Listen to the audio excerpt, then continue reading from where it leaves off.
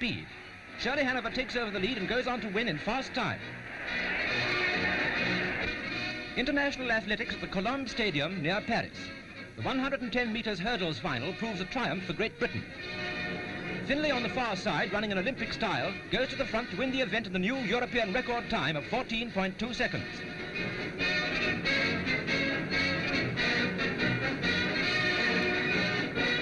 The finest performance of the meeting occurs in the 100-metre dash, in which the coloured sprinter Ben Johnson demonstrates the poetry of motion in a dramatic burst of speed, though no relation of the other famous Ben Johnson, and sets up a world record of 10.2 seconds. Motorcycle racing is a grand sport on a dry track, but when it rains, as it does during the